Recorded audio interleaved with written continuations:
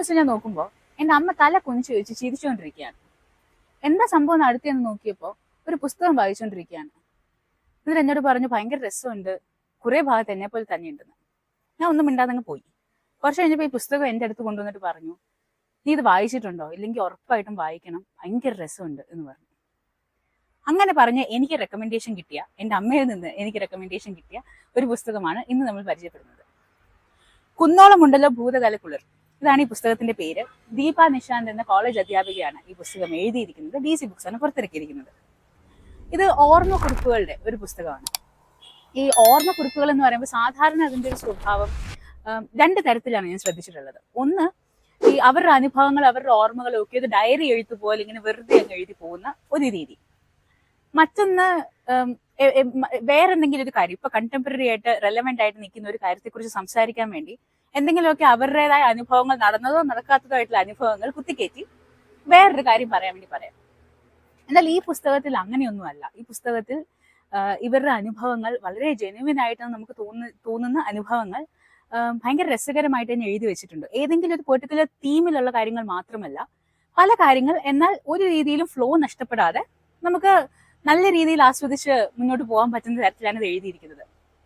ഇതിന്റെ എഴുത്തിനെ കുറിച്ച് പറയുമ്പോൾ തന്നെ ഇതിന്റെ ഒരു, നേരത്തെ പറഞ്ഞല്ലോ, ഈ ചിരിപ്പിക്കുന്ന തരത്തിലാണ് ഇത് എഴുതിയിരിക്കുന്നത്. അത് അവരുടെ സ്വതസിദ്ധമായിട്ടുള്ള ആ ഒരു നർമ്മബോധവും ആ ഒരു തൃശ്ശൂർ ഭാഷയും പിന്നെ ഈ അനുഭവങ്ങളിലുള്ള ആ രസവും ഒക്കെ വരുമ്പോഴത്തേക്കിനും ഒരു എന്താ പറയാ, തിക്താനുഭവം പോലും നമ്മളെ ചിരിപ്പിക്കുന്ന തരത്തിൽ, എന്നാൽ നമുക്ക് ചിന്തിക്കാൻ കുറച്ച് വകയൊക്കെ ഇട്ട് തരുന്ന തരത്തിൽ കൂടിയാണ് അവർ എഴുതിയിരിക്കുന്നത്. അതുകൊണ്ട് തന്നെ ഈ പുസ്തകം ആർക്കും, ഏത് പ്രായത്തിലുള്ള ആളുകൾക്കും നല്ല രീതിയിൽ വായിച്ച് ഇഷ്ടപ്പെടുന്ന തരത്തിലാണ് ഈ ഒരു പുസ്തകത്തിന്റെ ഒരു ഒഴുക്ക് പോകുന്നത്. എന്ന് മാത്രമല്ല, നേരത്തെ പറഞ്ഞ പോലെ നമുക്ക് ചിന്തിക്കാൻ കുറച്ച് കാര്യങ്ങൾ ഉണ്ടെന്ന് പറഞ്ഞ പോലെ, ആ ചിന്തിക്കാനിട്ട കാര്യങ്ങൾ അവരുടെ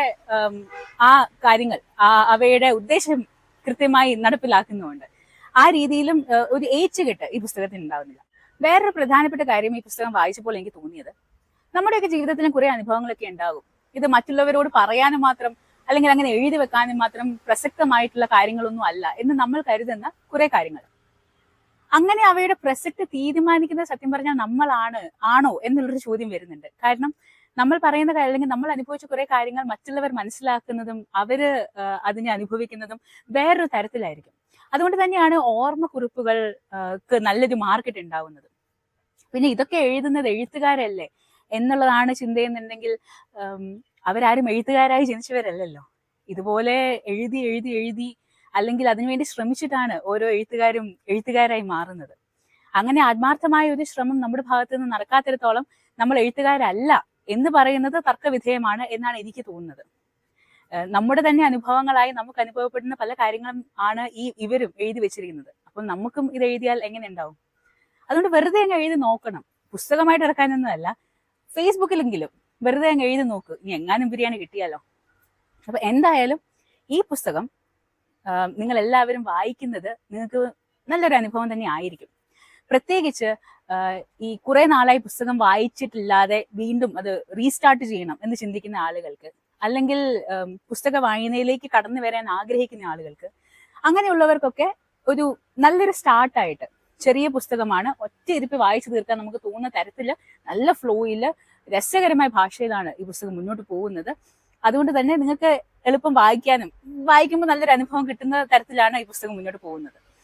അപ്പം വായന പുനരാരംഭിക്കണം എന്ന് ആഗ്രഹിക്കുന്നവർ, അല്ലെങ്കിൽ വെറുതെ ഒരു ലേഷർലി റീഡിങ് ആരംഭിക്കുന്നവർക്ക് തീർച്ചയായും വായിക്കാവുന്ന ഒരു പുസ്തകമാണ്. ഞാൻ 100% റെക്കമെൻഡ് ചെയ്യുന്നു.